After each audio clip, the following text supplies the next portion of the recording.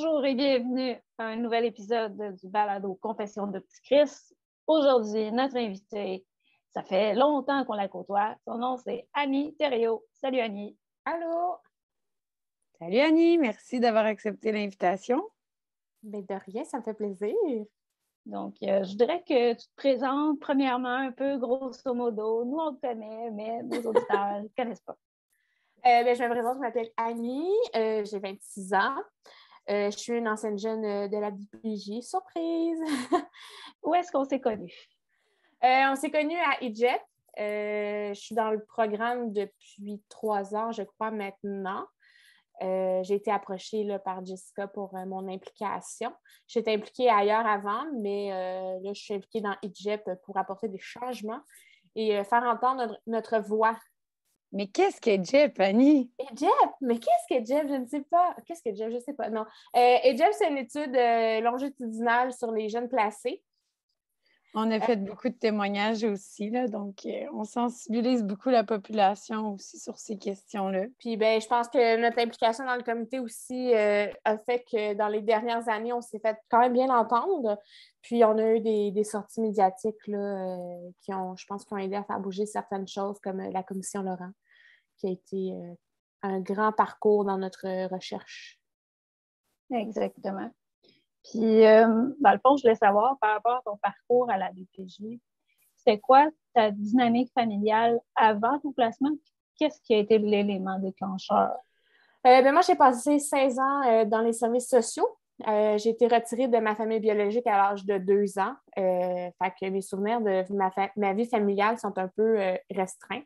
Mais pourquoi j'ai été retirée, ça a été parce que mes parents étaient violents et alcooliques. On est venu me chercher en plein milieu de la nuit là, pour aller me mettre dans une famille d'accueil à l'âge de 2 ans. Et ensuite, j'ai passé une année dans une famille d'accueil et je suis retournée dans ma famille biologique à l'âge de 4 ans. Et mon père a recommencé à nous battre et mes parents avaient toujours des problèmes d'alcool. Et puis, à un moment donné, on était chez ma gardienne et j'ai échappé un Lego l'autre côté de la clôture. Et mon père m'a attrapé violemment parce que je suis allée le chercher de l'autre côté. Il m'a attrapé violemment par la suite et il m'a frappé sur la chaise. Mais devant la clôture, devant la cour, il y avait une voiture qui était là. Et c'est cette voiture qui aurait appelé les polices quelques heures plus tard. Mon père, il l'a su parce que on est parti vraiment rapidement par la suite. On est parti par en arrière. On est allé à la maison. Et finalement, les polices sont venus encercler chez mes parents biologiques. Ma mère, elle s'est mise à pleurer. Elle savait très bien ce qui se passait. J'ai été remise dans un nouveau milieu familial de famille d'accueil. J'avais un petit frère dans l'histoire. Mon petit frère a été placé avec moi jusqu'à l'âge de mes 10 ans. Ensuite, on a été séparés là, parce que mon frère demandait beaucoup d'attention et de temps et la famille d'accueil ne pouvait pas consacrer juste du temps à lui. Il avait besoin d'autres mesures. Alors, ils ont fait en sorte de le placer dans un autre endroit. Puis, c'est ça. Fait que j'ai été placée dans une deuxième famille d'accueil pendant 5 ans, de l'âge de 5 ans à 10 ans, dans une famille d'accueil où j'ai été esclave. La famille d'accueil faisait pas... elle n'était pas famille d'accueil pour les bonnes raisons.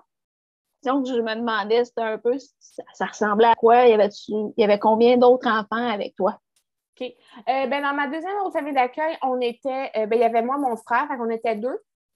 Et il y avait aussi un autre petit garçon là, qui était avec mon frère. Et il y avait leur fille au début.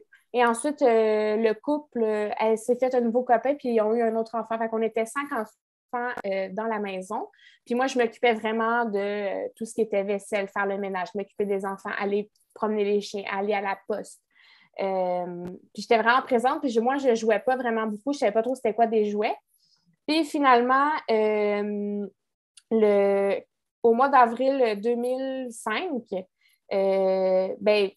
je dirais mi-mars, là, les travailleurs sociaux sont venus me chercher pour aller au centre, au Miller Maisonneuve, là, un des grands bureaux de la DPJ. Ils m'ont emmenée dans une grande salle de conférence, puis il y avait plein de chaises tournantes.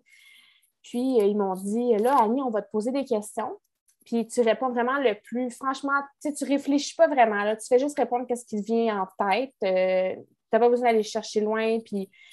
Mais tu sais, moi, j'étais là, OK, c'est super normal. Fait qu'on m'a posé, je te dirais, environ une centaine de questions là, par rapport à ça. Puis finalement, je suis retournée dans ma famille d'accueil. Et quelques semaines plus tard, le 22 avril 2005, je m'en allais à la récréation. Mon professeur de classe est venu me voir et me dit « Ah, Annie, c'est quoi ton sac à dos? » Fait que moi, je suis comme « Ben, OK. » Fait que je m'en vais dans le bac à sac à dos, je lui montre mon sac à dos et je pars à la récréation. Quand je rentre de la récréation, mon professeur me dit encore Annie, ta travailleuse sociale, elle est là. Puis là, j'étais comme, c'est vraiment bizarre parce qu'habituellement, quand ta travailleuse sociale vient te voir à l'école ou si tu dois quitter, je t'ai avisé d'avance pour savoir, pour que les profs soient au courant puis tout le monde est au courant. Fait que je m'en vais à la réception, je vois ma travailleuse sociale et là, je lui dis, elle dit, on s'en va. Je suis comme, OK, je dis, je vais aller dire au revoir à Audrey, c'est le nom de la petite fille. Je vais aller lui dire au revoir parce que je ne serai pas dans l'autobus. Elle me dit non, il n'y a pas de problème, c'est correct. Je suis comme OK, mais je vais aller à mon bureau chercher quelque chose que je dois ramener à la maison parce que je n'avais pas le droit de l'amener à l'école. Puis je me souviens très bien ce que je voulais aller chercher dans mon bureau. J'avais amené un signe, un toutou en forme de signe. J'avais amené ça à l'école pour le montrer, puis je trouvais que ça me sécurisait. Puis là, elle est comme non, il n'y a vraiment pas de problème, c'est correct. Fait que c'est parfait. Puis quand on est parti, je suis partie avec mon frère. Et je me suis rendu compte que le petit garçon aussi qui était avec nous est parti aussi de l'école. On allait tout à la même école. Mais tu sais, dans ce temps-là, tu fais pas de cas, là, tu fais juste te dire OK. Puis finalement, on est parti de l'école et on a roulé un moment. Et on s'est arrêté à côté d'un Tim Hortons sur l'autoroute. Je pense que c'est l'autoroute 13, mais je suis comme pas sûre. Pas sûre. Puis on m'a dit Annie, tu ne retournes plus dans ta famille d'accueil. C'était la fin d'un nouveau chapitre qui s'ouvrait, mais la fin d'un chapitre qui se fermait. Mais je me suis mis à pleurer dans l'auto parce que, premièrement, j'avais dit au revoir à personne. On m'arrachait encore d'un milieu. Puis moi, toutes ces amies que j'avais à cette école-là, je les ai jamais revues, je les ai jamais parlé. Et moi, cette fin de semaine-là, j'étais retirée le 22 avril 2005. Puis la fin de semaine qui arrivait, j'avais un spectacle de patinage artistique que je n'ai jamais fait. Puis la semaine suivante, j'avais mon spectacle de chant. Je chantais Fille de ville de Marie-Hélène Thibert. Puis j'étais vraiment préparée, je suivais des cours de chant, puis tout ça, puis j'ai jamais fait finalement ces spectacles-là. J'ai jamais repris le chant et je n'ai jamais repris le patinage artistique. Et c'est ça, on est allé manger au Saint-Hubert. Puis en 2005, on avait le droit encore de fumer dans les restaurants. Fait qu'il y avait une section non-fumeur puis une section fumeur. Je vais juste le mentionner parce que c'est rendu un peu vieille. Non, c'est pas vrai, mais c'est juste que c'est rigolo de dire qu'on n'est plus là. Puis, on était au restaurant.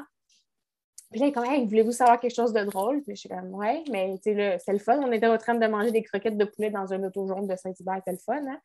Elle dit là, où tu t'en vas vivre? Tu t'en vas vivre sur la rue Saint-Hubert. Mais j'étais en train de manger au Saint-Hubert. Fait que, tu sais, c'était vraiment le fun. Wow! Fait qu'on part du restaurant et j'arrive chez Luc et Pauline le 22 avril 2005. Pauline attendait mon arrivée parce qu'elle était assise dans la porte d'entrée avec notre chien dans le temps qui était Candy, un Rottweiler. Et c'est ça, je suis arrivée chez Luc et Pauline. Puis Pauline s'attendait seulement à voir moi. Mais moi, je suis arrivée avec mon frère. Fait que, surprise, une autre surprise. Fait que, on est arrivés deux. Pauline, elle m'a montré ma chambre. Puis elle m'a dit, dans le lit, il y avait plein de toutous. Puis il y avait un endroit à moi. Puis là, genre, Pauline me dit, tu vas pas mettre tes choses dans l'espace qui m'était réservé. Là, dans la chambre, j'avais des endroits pour mettre mes trucs dans la chambre. Puis j'ai juste dit à Pauline, mais j'ai dit, j'ai rien. J'ai plus rien, genre, j'ai rien, parce que moi, j'arrivais de l'école. Puis là, Pauline, elle m'a dit, inquiète-toi pas, on va aller chercher des vêtements, puis inquiète-toi pas pour ça. Alors, fait que là, c'est ça, on a fait le tour de la maison. La maison n'est pas super grande, là, c'est juste un étage. Fait que c'est ça. Mais tu n'as jamais pu récupérer toutes tes choses que tu avais dans ton autre famille d'accueil. Ils ne les ont jamais ramenées? Dans l'auto, il y avait tous mes trucs d'école. J'avais mes trucs d'école qui étaient dans l'auto. Puis, je crois, si je ne me trompe pas, que mes vêtements ont été envoyés. Je ne sais pas s'ils ont été envoyés, je ne suis plus très sûre, mais je sais que Pauline, elle est allée avec moi à l'aubainerie m'acheter des vêtements. Mais je n'avais pas grand-chose dans mon autre famille d'accueil. Hein. J'avais rien qui était à moi. Fait que, c'était pas une grosse perte. J'avais des livres d'école. Fait que, j'avais pas grand-chose à moi là-dedans. Fait que c'est vraiment chez Luc et Pauline que j'ai commencé à avoir un sentiment d'appartenance. Mais aussi, c'était un nouveau chapitre, puis c'était de recommencer à zéro, de m'attacher à des personnes. Puis la même journée, c'est ça, Pauline me dit « Ah, tu peux jouer à l'ordinateur le temps que les autres enfants arrivent. » Puis je me suis assise devant l'ordinateur, puis je faisais des carrés sur l'écran, sur le bureau là, qu'on fait avec la souris, parce que je ne savais pas c'était quoi un ordinateur, je n'avais jamais joué à ça. Ensuite, on est allé, les enfants sont arrivés. Il y avait Junior et Rémi, qui étaient les vrais fils de Luc et Pauline. Et il y avait d'autres enfants en famille d'accueil là, qui étaient aussi là. Puis, Pauline, elle m'a dit, ben, vous devez aller jouer au parc. Fait que, aller jouer au parc, puis moi, je capotais, là, aller jouer au parc un jour de semaine, puis on allait sans les adultes. Mais je dis ça, c'est parce que Junior, il devait avoir comme, je pense que Junior devait avoir 15-16 ans, fait que c'est un adolescent. Fait qu'on était joué au parc, mais moi, je n'ai pas vraiment joué parce que je ne savais pas trop quoi faire dans le parc, parce que c'était pas dans mes habitudes. Et le soir, on est rentré et on mangeait à la table. On mangeait comme ça. Parce que dans cette famille d'accueil-là, ce qui était vraiment important, c'était les repas autour de la table. Puis on ne mangeait jamais séparément. T'sais, on mangeait tous ensemble à la table. Puis il y avait pas de télé dans le temps. Y avait-tu une télé dans le temps? Je ne sais plus, mais je pense qu'il n'y avait pas de télé. On n'écoutait pas la télé. Puis le monsieur de la maison est arrivé, Luc Leroux. Il était rentré dans la maison. Il était habillé tout en blanc, puis il était roux. Fait que ça m'a bien marqué cette journée-là. Puis là, c'est ça, on a mangé tous ensemble. Puis Pauline était vraiment impressionnée à quel point moi et mon frère, on était vraiment pas gros, là. On avait comme la peau ses os, puis on mangeait là, comme on n'avait pas de fond, là. On faisait juste manger. Puis je finissais les assiettes tout le temps, des enfants qui ne mangeaient pas. Puis Pauline, elle se demandait où est-ce que je mettais toute cette nourriture-là dans mon petit corps. Elle ne comprenait pas.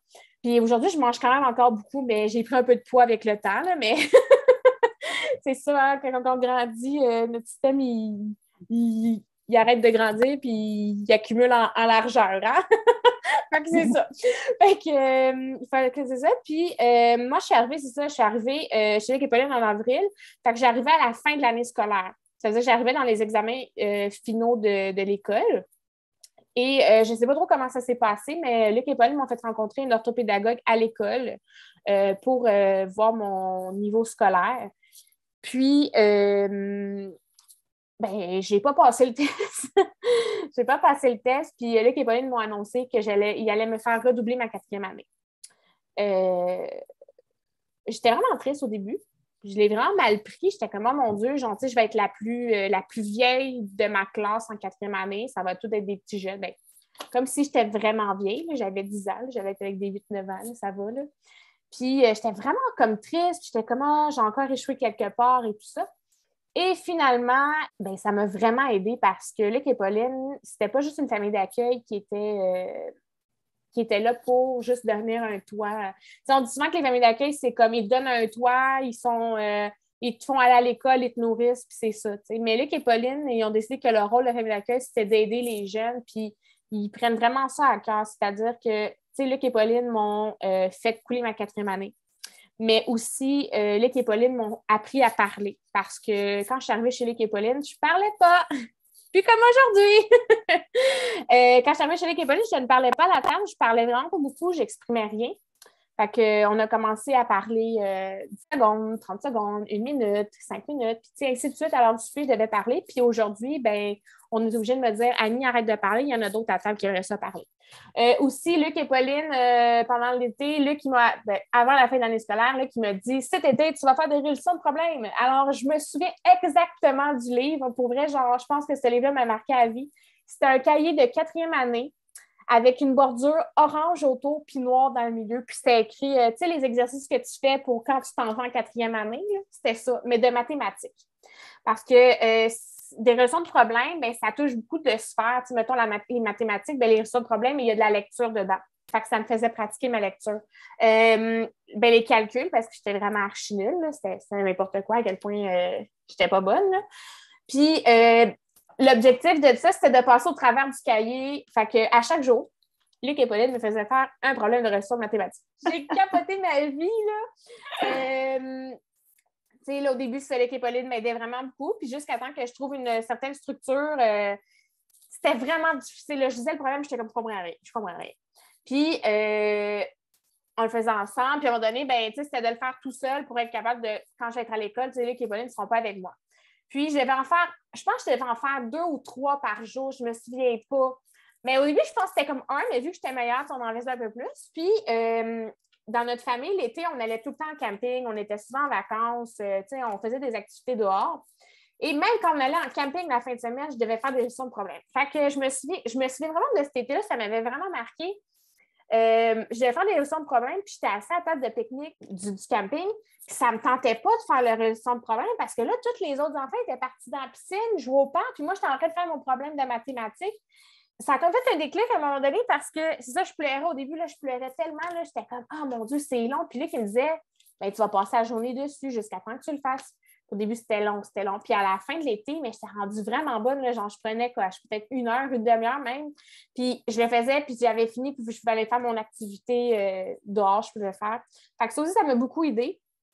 Quelque chose d'autre que j'ai vraiment aimé de Lick et Pauline, c'était nos projets d'été.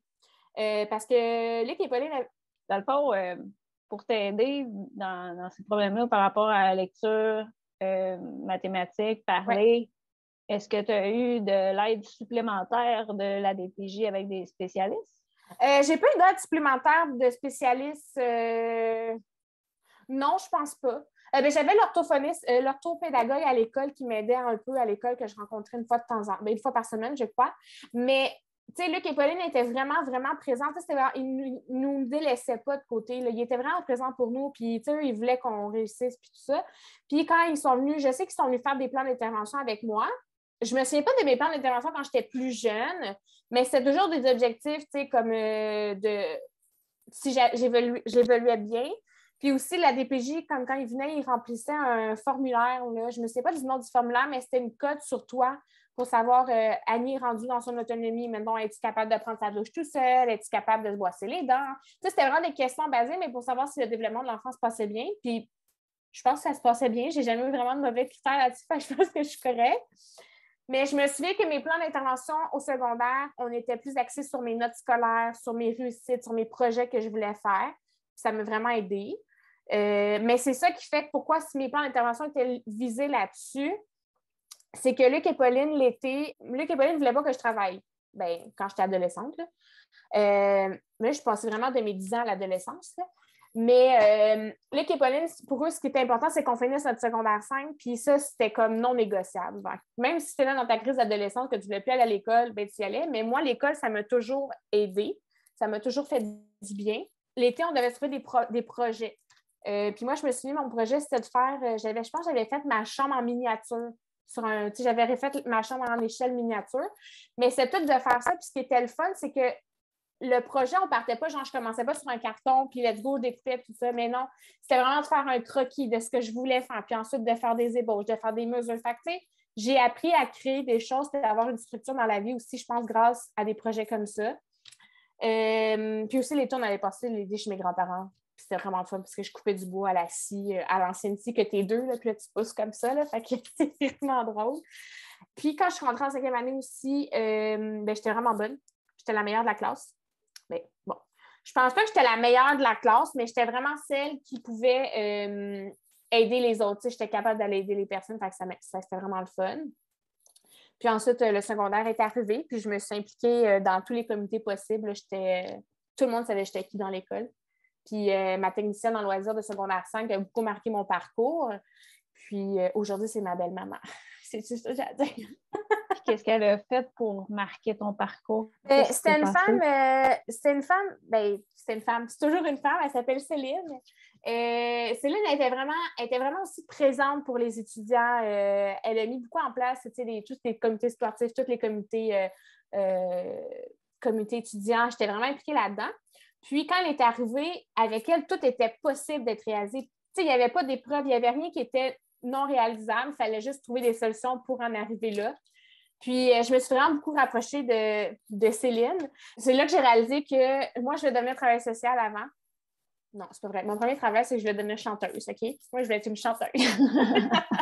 Ça ne m'étonne pas, c'est tellement notre génération, ça. C'est ça. Je voulais être chanteuse. Ensuite, je voulais être ambulancière. Ensuite, je me suis dit, moi, mon année infirmière. Finalement, je voulais devenir travailleuse sociale. Finalement, Luc, il m'a dit, tu veux pas être travailleuse sociale, tu veux être infirmière. Tu n'arrêtes pas de dire que tu vas être infirmière. Fait que quand j'ai décidé de faire ma demande au cégep, je suis allée voir l'école André Laurando, puis quand je suis arrivée dans les portes ouvertes, il y avait un cas d'urgence d'un mannequin qui était là dans le côté infirmier. C'était comme la présentation. Puis je suis devenue tellement pas bien, là, mais pas bien, là, genre, c'était un mannequin qui était en crise ou je sais pas quoi, qui était ouvert de partout, genre du sang. Puis tu le dis, là, je suis rentrée là, j'ai pas fini la présentation, je suis partie, j'ai regardé mon ami, j'ai dit, moi, je m'en vais pas en soins infirmiers, parce que c'est sûr, il y a quelqu'un sur la table, je le laisse crever. Genre, c'est sûr. Fait que, Oh là là. finalement, Il y a une chance que tu es allée aux portes ouvertes puis que tu n'as pas commencé tes cours parce que tu n'as pu le voir. Oui, mais c'est ça. Puis, tu sais, moi, je voulais vraiment aller au cégep André Laurando parce que c'est un des cégeps les plus réputés pour la technique en infirmière. Puis finalement, j'étais comme, aïe, de un, c'est aïe, c'était dégueu, mais de deux, c'est-tu loin André Laurando? Puis je vivais dans Rosemont, tu sais. Fait que finalement, j'ai pas pris décision de ce que je voulais faire dans la vie. Fait que j'étais allée en sciences humaines, profil individu. Mais Céline est toujours restée dans ma vie. Chaque fois qu'elle avait besoin de moi à l'école, elle m'aidait. J'allais l'aider. Tu sais, j'étais vraiment en contact avec mon école secondaire. Elle m'avait marqué. J'allais l'aider dans des projets. Puis, j'ai aussi commencé à faire Filles actives, un programme pour les filles, puis c'est moi qui le coachais. Tu sais, j'aimais vraiment ça, puis tout ça. Puis finalement, quand j'ai fini le secondaire, je devais me trouver un emploi parce que là, j'ai fini le secondaire, là, qui a dit, il faut que tu trouves un emploi, il faut que tu fasses quelque chose de ta vie, hein? Mais moi, j'avais décidé que je continuais mes études, fait que je voulais aller au cégep. Mais pendant l'été, j'avais l'autorisation de travailler parce que, tu sais, moi, j'ai fini le secondaire à 18 ans, fait qu'à un moment donné, il faut bien commencer à travailler. Mais j'avais eu le droit de commencer à faire du babysitting, fait que je faisais du gardiennage. Et moi, je m'étais dit, je ne vais pas travailler dans un magasin cet été. C'est pas vrai que moi, je passe mon été enfermée dans un magasin. Je veux être dehors, c'est l'été, il faut profiter, je suis enfermée toute l'année.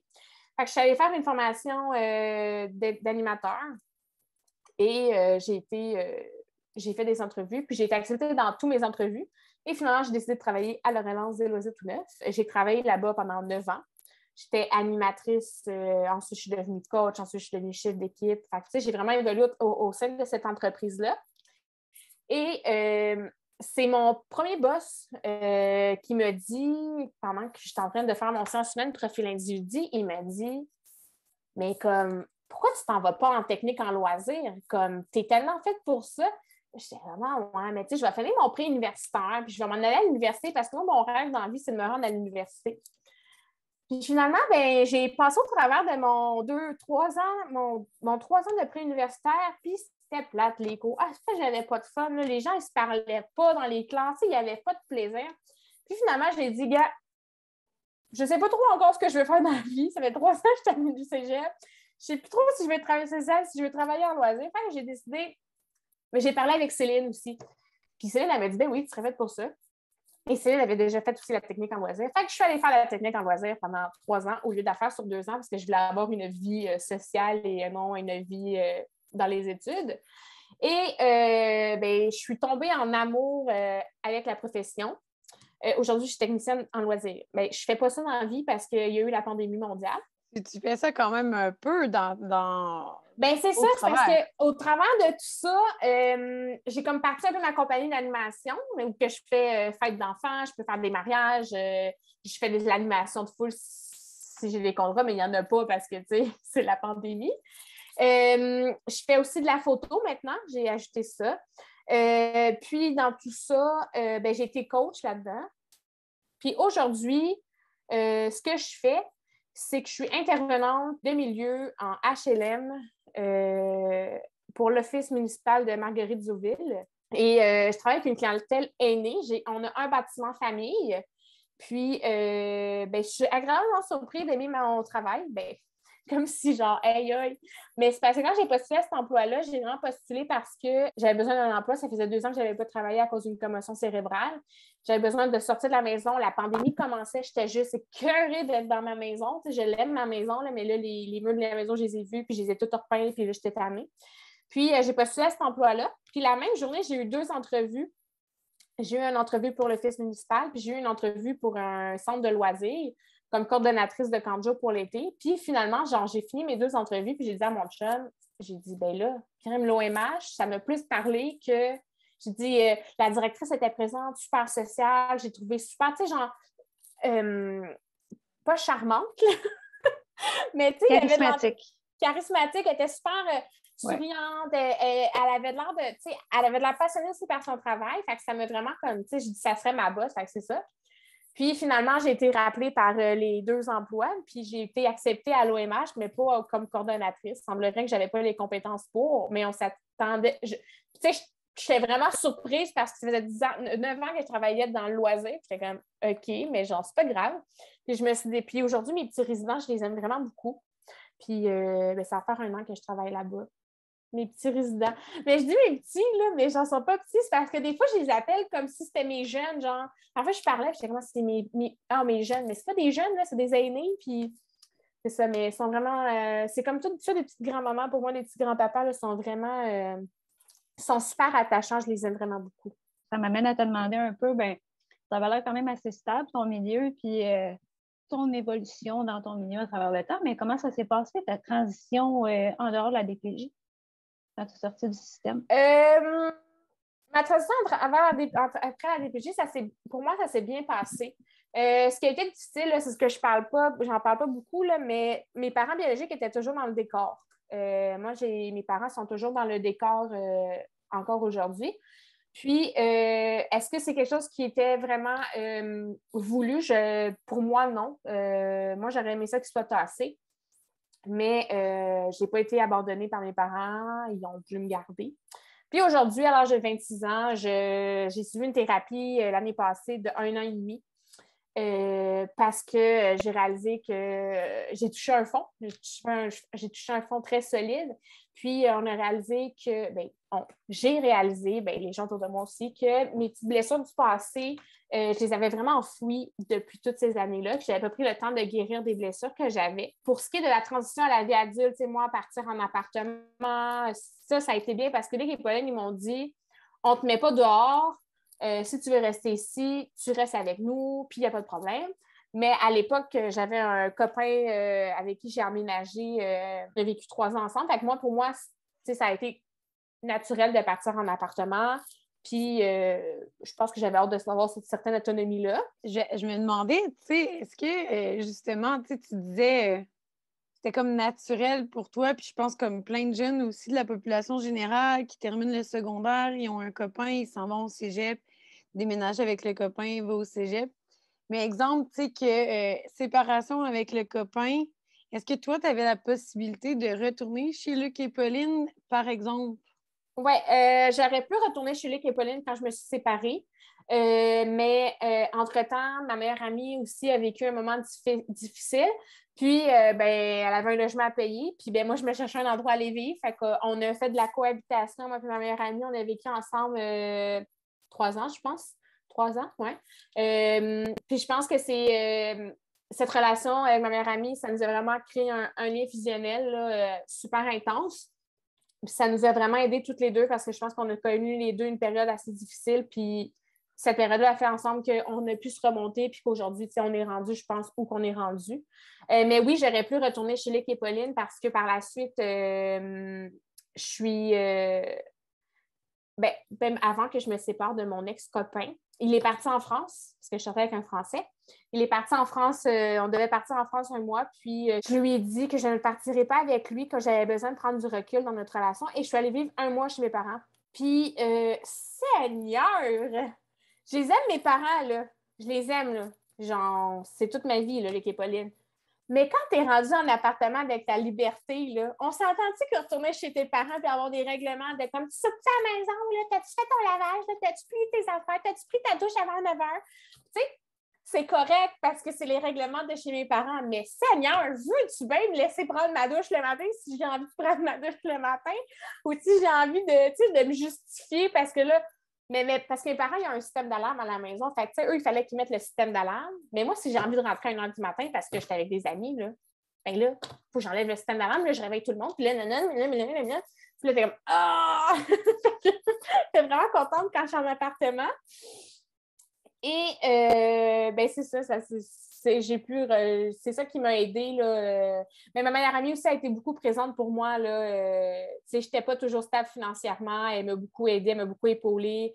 Fait que ça m'a vraiment beaucoup aidée. Je me suis entourée de bonnes personnes, là. Je pense que ça a pu beaucoup m'aider dans la vie. Puis, dans le fond, comment est-ce que tu en es venue à connaître le comité EdGet? Tu m'as dit que c'est Jessica qui t'avait introduit.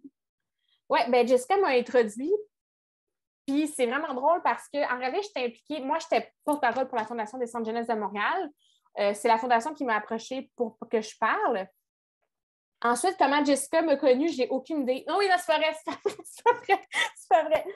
Jessica, moi, où je travaillais à la relance des loisirs tout neuf, Jessica était on a organisé un spectacle culturel à chaque année, au mois d'avril, et Jessica et son conjoint étaient nos vidéographes et caméramans et photographes de l'événement. Mais moi puis Jessica, genre moi, je parlais pas à cette fille-là pendant dans cet événement-là, j'avais pas comme de jaser avec la photographe. Puis c'est ça, je la connaissais de là. Mais comment Jessica est venue à me connaître, je sais pas. Tu m'as trouvé sur Facebook, tu as su que j'étais porte-parole, je sais plus. Mais de mémoire, là, je pense que j'ai su que tu étais porte-parole. Puis après, on a juste fait les liens qu'on était ensemble C'est ça. au loisir parce qu'on ne savait pas vraiment qu'on était ensemble au loisir au début. Non, c'est ça. Puis après, on a fait les liens qu'on était ensemble plus qu'on le pensait, en fait. C'est ça, fait qu'on avait vécu quelque chose qui se ressemble. Ben, on avait des parcours en DPJ, fait que ça l'a ça. Fait que Jessica m'a demandé de m'impliquer dans EdGet. Puis ben, c'est ça. Puis depuis ce temps-là, ben moi puis Jessica, si je suis là, Jessica ne doit pas être loin. Fait qu'on est quand même pas mal tout le temps ensemble. On se voit régulièrement dans nos comités, là. Puis dans le fond, c'est quelles valeurs qui t'ont permis de passer au travers tout ton parcours à la DPJ? Ben, je dirais que la famille, surtout, parce que Luc et Pauline, aujourd'hui, je les considère comme mes parents, malgré la présence de ma génitrice toujours dans ma vie, parce que mon géniteur est décédé. La famille, ça m'a aidé. Qu'est-ce qui m'a aidé d'autre? La sincérité. Ben, je sais pas si c'est une valeur, l'écoute. Mais le fait d'être vraiment présent pour les autres, d'être à l'écoute, l'honnêteté, de se dire les vraies choses, de ne pas avoir peur. Mais je pense que la famille, ça a été vraiment un gros point crucial dans ma vie qui a fait en sorte aussi que j'ai pu m'attacher puis de réaliser de belles choses parce que derrière moi, j'avais toujours quelqu'un pour m'encourager, mais aussi que ces personnes-là étaient encore là même si j'avais des échecs. Je dirais la même chose aussi, l'amitié, parce que, tu sais, Julie, pour moi, c'est pas juste ma meilleure amie, mais c'est ma grande sœur, c'est la mère de mon filleul, c'est une personne très importante dans ma vie. Puis, tu sais, on dit que la famille, c'est pas juste une question de sang. Puis ma famille, ben moi, ça rentre là-dedans. Julie, Pauline, Luc, Rémi Junior, c'est pas pantoute ma famille de sang, là, mais j'ai aucun lien avec eux, mais pour moi, c'est ma famille. Puis ceux qui m'ont donné la vie, j'ai juste un lien de sang avec eux. Fait que c'est vraiment pas le lien de sang qui est important dans la vie, je pense. Ben, je pense. Je le crois vraiment sincèrement que c'est pas important. Puis qu'il faut s'entourer de bonnes personnes qui sont des personnes positives puis d'essayer de tasser le négatif, même si ça peut prendre un certain temps avant de le comprendre. Puis, tantôt, tu me parlais de tes parents biologiques, surtout ta mère, avec qui tu es restée en contact. Comment ça se vit, ces valeurs-là, avec eux, étant donné que la relation est comme un peu... en réalité, ma mère, c'est une personne toxique dans ma vie. C'est ça. C'est quelqu'un de très toxique dans ma vie. C'est ce que je disais tout à l'heure, j'ai suivi une thérapie, puis c'est la thérapie qui m'a fait réaliser qu'en réalité, je gardais ma génitrice et mon géniteur dans ma vie. Ça fait presque 1 an et demi que je ne les appelle plus, je ne les ai jamais appelés maman et papa, mais que quand je parle d'eux, j'essaie de dire géniteur et génitrice parce qu'ils ne méritent pas le titre de maman et papa. Dans les derniers mois, j'ai aussi appris que mes géniteurs m'ont fait pour de l'argent, que j'étais là pour un chèque de bien-être social et non parce qu'ils voulaient des enfants. Et je ne suis pas la seule enfant qui a été retirée à mes géniteurs. Puis, quand on a retiré un des enfants à ma génitrice, elle a dit « C'est pas grave, je vais m'en faire un autre. » Fait que elle, pour elle, c'était genre « Je vais me faire un autre enfant, puis c'est correct. » Puis, aujourd'hui, elle n'est pas vraiment dans ma vie. je travaille sur le fait, je ne vais plus la voir de un. J'ai décidé de vraiment ne plus aller la voir. Mais je vais encore la voir quand elle a besoin. Là. C'est un peu contradictoire, là, mais elle a jamais, quand elle m'appelle, c'est pas pour savoir comment je vais, puis où je suis dans la vie, puis qu'est-ce que je fais, puis c'est comme mes rêves, c'est comme mes accomplissements. Non, c'est j'ai besoin de toi, j'ai reçu des papiers de ton père, je comprends pas, peux-tu venir? Puis finalement, elle avait reçu une amende, puis elle ne comprenait pas pourquoi elle devait payer ça. Puis, elle me met en pleine face, j'ai arrêté de boire, mais là, le ticket que j'étais en train de lire, c'est parce qu'elle était en train de boire de l'alcool dans un endroit public, il fallait qu'elle paye un ticket, puis j'étais juste comme, ça se contredit. Fait que c'est pas des gens qui sont dans ma vie, puis c'est ça. Ça doit être difficile, justement, à écouter, quand tu sens qu'il y a de la mauvaise foi là-dedans. Mais parce que je sais qu'elle appelle parce qu'elle a besoin d'aide. Puis moi, dans toute ma gratitude et dans le nom, dans la vie, je n'ai pas de rancune. Puis je suis une personne qui n'aime pas blesser les gens. Je suis une personne qui aime aider. Puis je me sens mal de ne pas l'aider, mais en même temps, genre, elle ne mérite rien, là, cette femme-là. Elle ne mérite pas, pantoute. Elle ne me mérite aucunement. Puis depuis que je sais qu'elle me fait pour de l'argent, ça me je ne sais pas comment expliquer qu'est-ce que ça me fait. Est-ce que ça me dérange, ça ne me dérange pas? Mais en même temps, je vis très bien avec ça parce que je me dis, où je suis rendue aujourd'hui, c'est super, puis j'ai accompli beaucoup de choses. Puis pour vrai, je ne recommencerai pas mon passé, ma vie, justement parce qu'aujourd'hui, tout ça me fait que je suis devenue une femme très résiliente, très accomplie, que je vais de l'avant, là. Mais on dirait que c'est plus fort que moi, genre. Je sais pas, j'ai comme un problème, mais c'est pas oui, c'est un problème, mais c'est un problème que, qu'il faut que je travaille. Je le sais, je suis consciente de ça, mais c'est comme on dit, c'est plus facile à dire qu'à faire. Fait que c'est ça a travaillé, là. Je vais continuer là-dessus, à travailler mon petit problème, là. Puis, ça m'amène à te poser un peu. Oh, gars, vas-y, Jess. Mais non, mais je m'en allais te demander, parce que tu disais, vous étiez plusieurs dans ta famille aussi. Est-ce que vous avez tous été, parce que tu disais ton frère au début, vous étiez ensemble, par la suite, lui, il a été placé ailleurs. Est-ce que vous avez gardé quand même contact depuis? Puis est-ce que tu as contact avec tes autres frères et sœurs aussi? Parce que je pense que tu en as d'autres. J'en ai d'autres. Moi, à l'âge de 16 ans, j'ai appris qu'on était 14 dans la famille. Parce que ma génitrice a décidé de sortir un document très grand. Puis il m'a dit, ça, c'est tous tes frères et sœurs. Mais c'est genre tous des plans d'intervention de la DPJ. Il y en a que je n'ai pas parlé. Il y en a beaucoup que je n'ai pas parlé. Et finalement, au décès de mon géniteur, j'ai appris qu'en réalité, on était de deux bords. Fait que je pense qu'il y en a 8 d'un côté, 9 d'un côté, si je ne me trompe pas, là. Et j'ai rencontré certains frères et sœurs du côté de mon père. Et j'ai seulement un frère avec qui je m'entends vraiment bien. Vraiment bien, c'est Pascal. Puis je comprenais pas pourquoi toutes les autres étaient comme...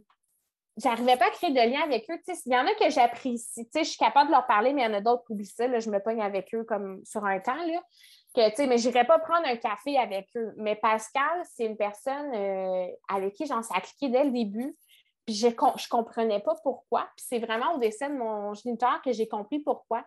Quand mon géniteur est décédé, tout le monde était triste. Bien, moi, d'ailleurs, j'étais triste. Je ne pensais pas être affectée par la mort de cette personne. Puis finalement, tout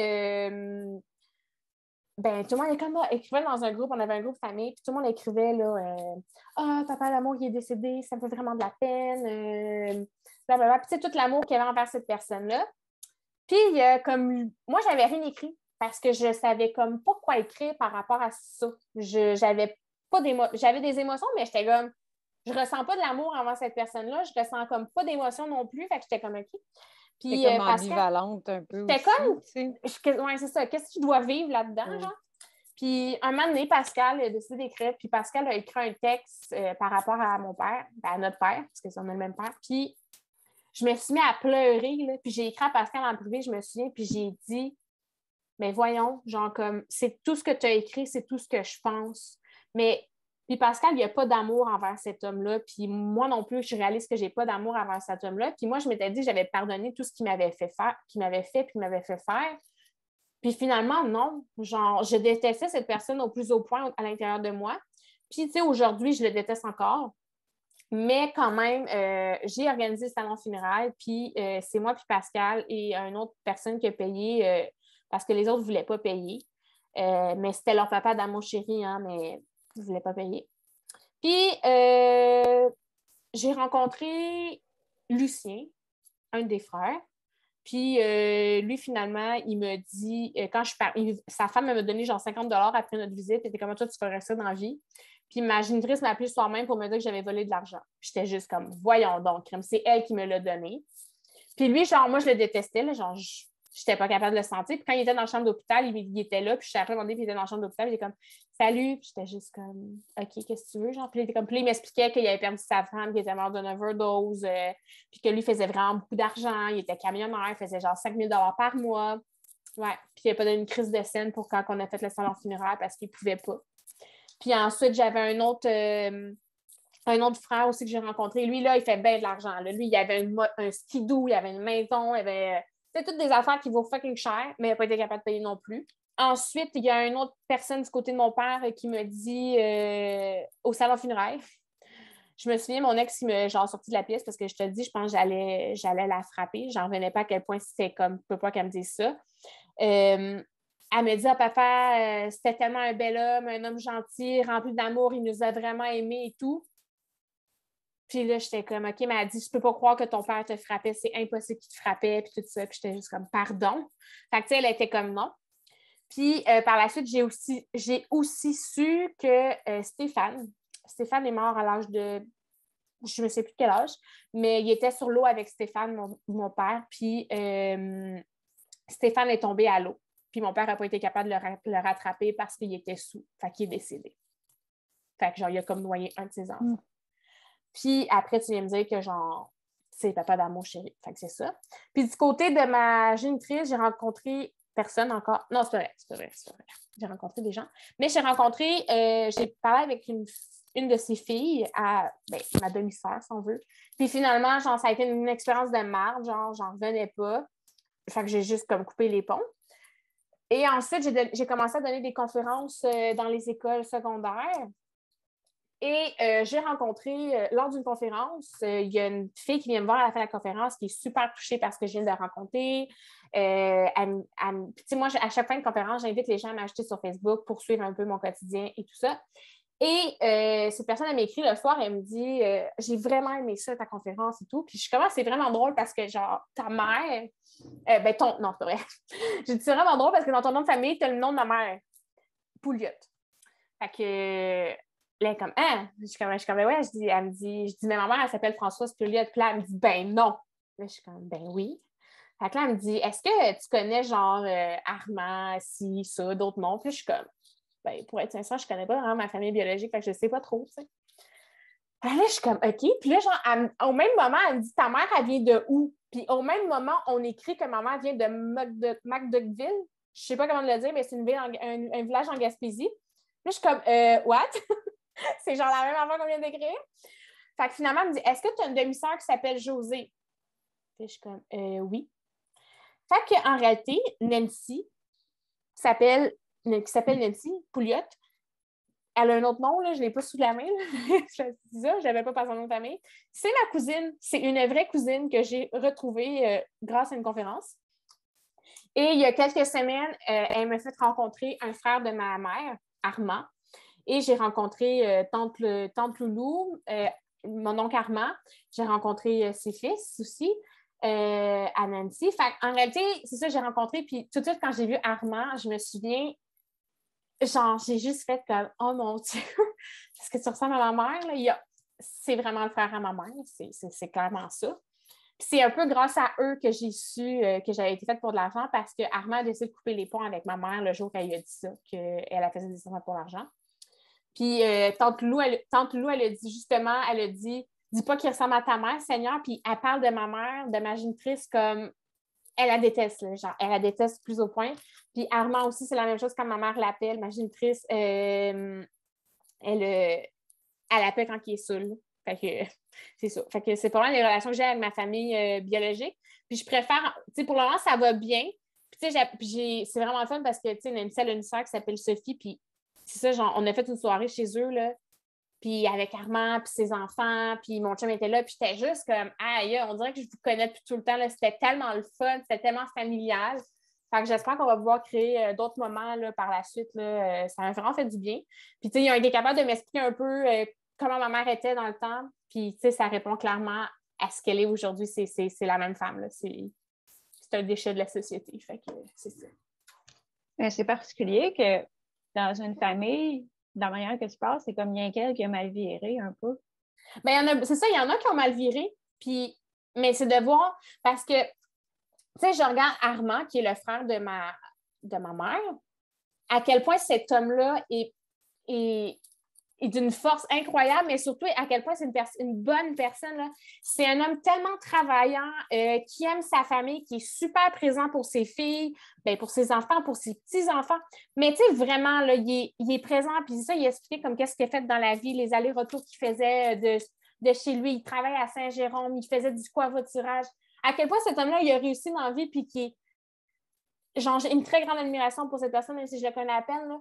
Il a réussi, je suis comme, wow! Puis genre, c'est ça que j'ai expliqué, je dis, c'est fou à quel point des gens de la même famille ne peuvent pas être dans la même direction, là. Puis, tu sais, ils ont vécu les mêmes affaires étant jeunes, il y avait des parents qui, tu sais, ils vivaient pas non plus, ils vivaient pas aisément, là. C'était dans l'époque où, tu sais... Même genre de milieu. C'est ça, c'était un milieu quand même assez difficile, puis ils en ont mangé des claques, puis c'est correct. Mais genre, au point qu'il a réussi dans la vie, puis au point que ma mère, non. Puis autant les autres enfants aujourd'hui qui sont comme pas toutes bien réussis non plus. Fait que c'est vraiment de comme aïe, genre. Oui, mais je pense que l'alcool fait bien des ravages aussi. Là, oui. Ben, c'est sûr que l'alcool, ça joue beaucoup. Les drogues aussi. Fait que, tu sais, je suis comme.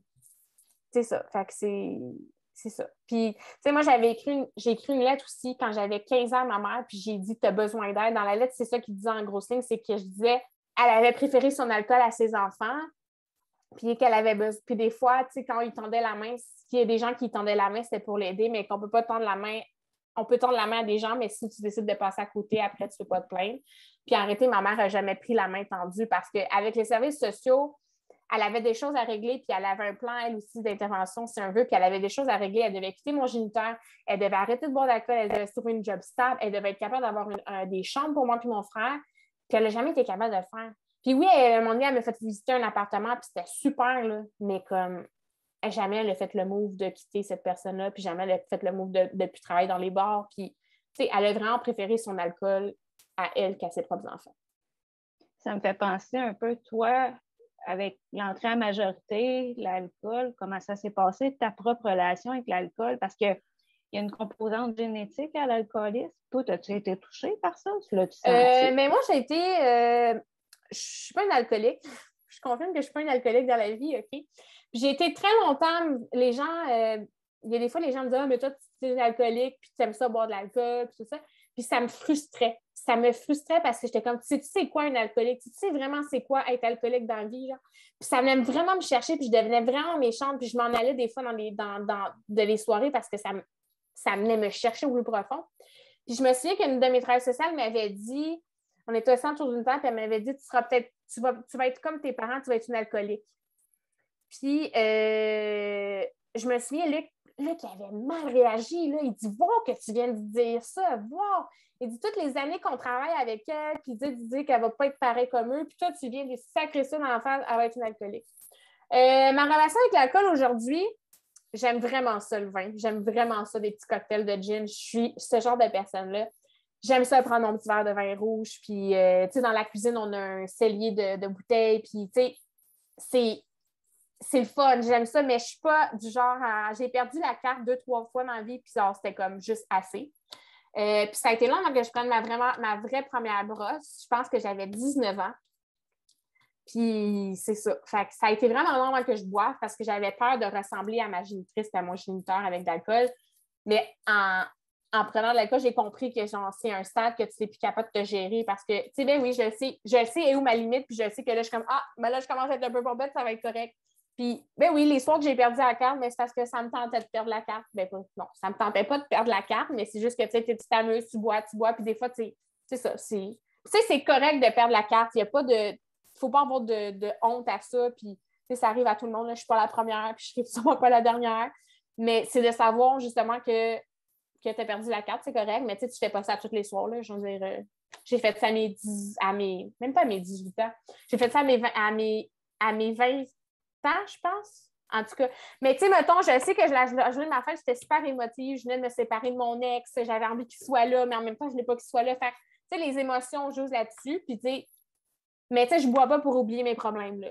Mais moi, dans la vie, je suis une work alcoolique. J'aime ça travailler, puis je suis vraiment à fond. C'est pour ça que je fais 1 milliard de comités, puis que je travaille 35 heures semaine, mais que je continue.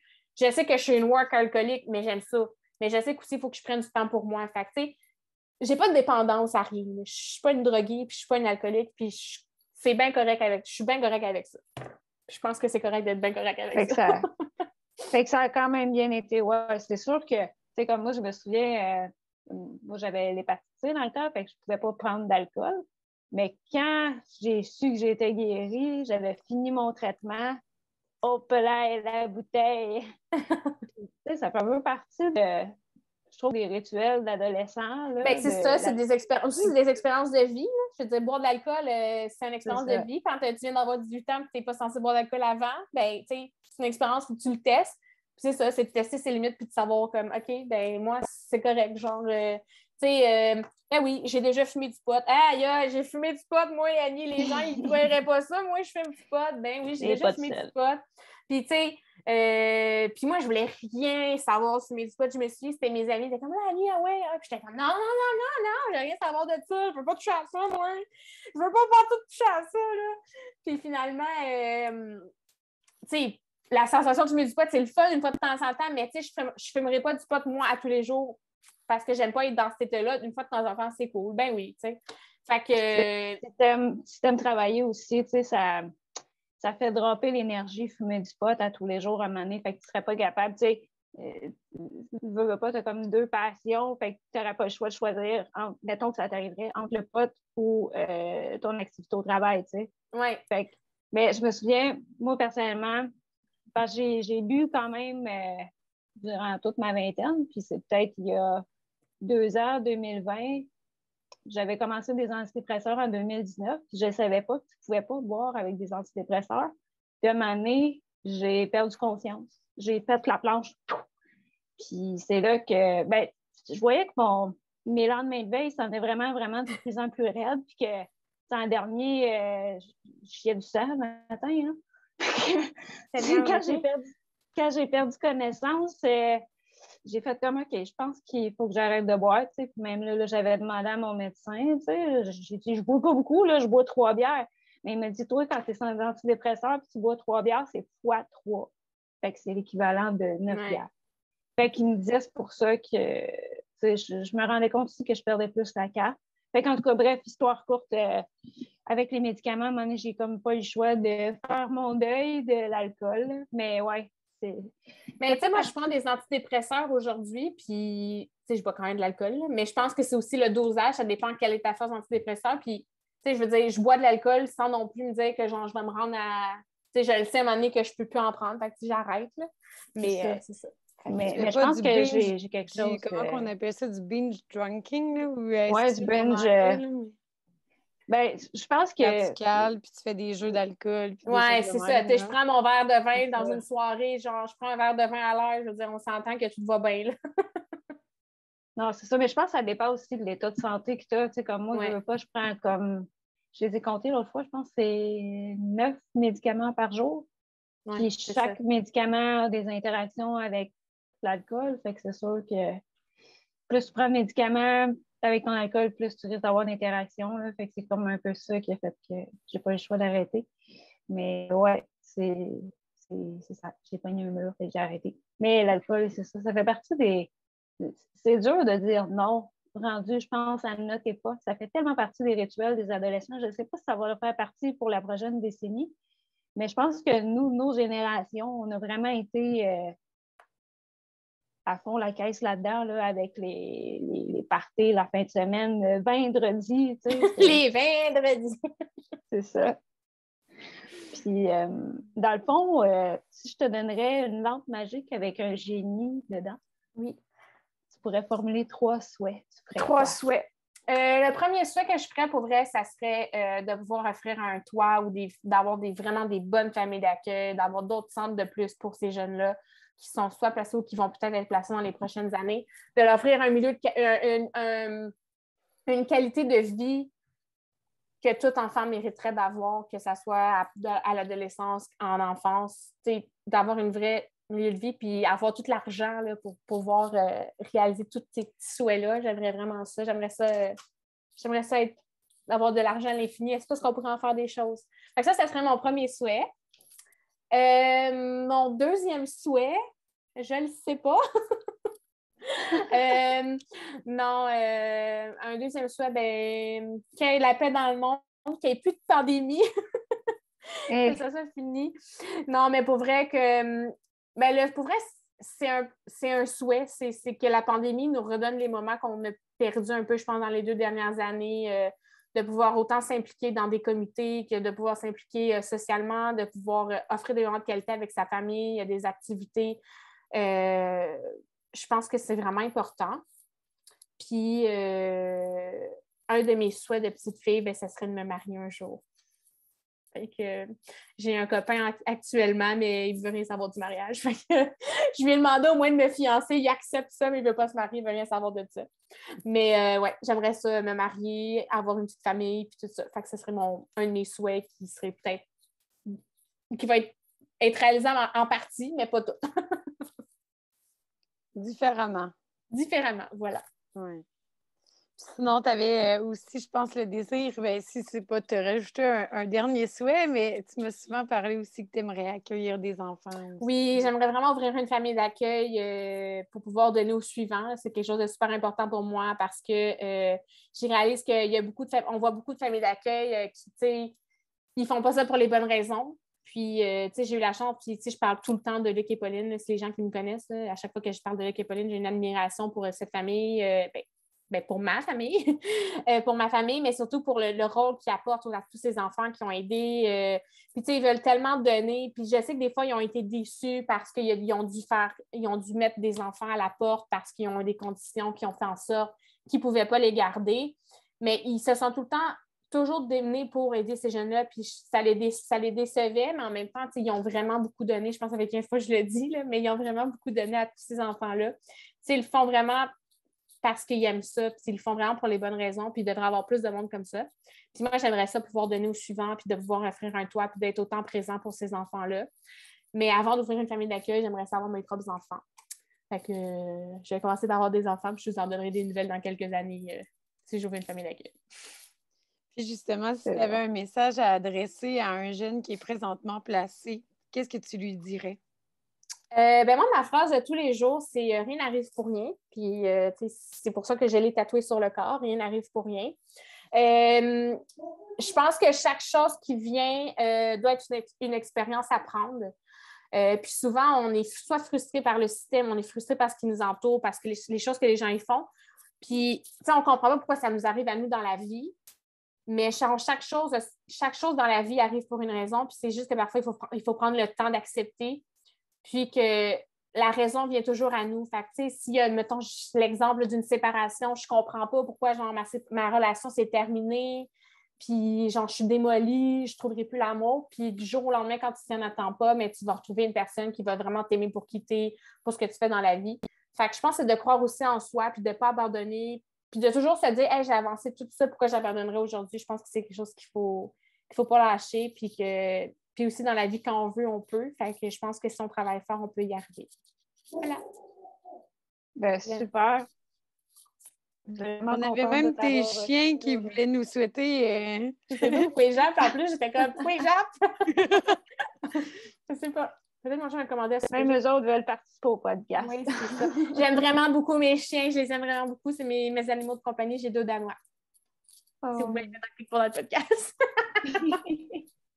Mais tu peux vous envoyer un logo de mes chiens, finalement. Annie et ses chiens. Oui, Annie et ses chiens. Annie et ses chiens. Oh non, je ne peux pas dire et ses chiennes parce que c'est des chiennes. Annie et ses Ce chiens. sera un peu weird. Oui, ça sera un peu weird, c'est ça. Annie et ses hommes. Mais non, c'est juste des filles que j'ai. Ça, j'allais dire, mais c'est parce que. OK, on parle pas de nous, là, mais on parle bien des animaux. Oui, Nous c'est allons ça. préciser. C'est ça. C'est bon.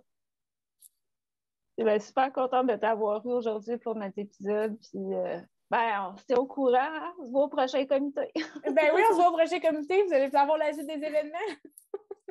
Yes, sir. Merci, Annie, de ta Ben, participation. Merci de l'invitation. Bye. Plaisir. Bye. Salut.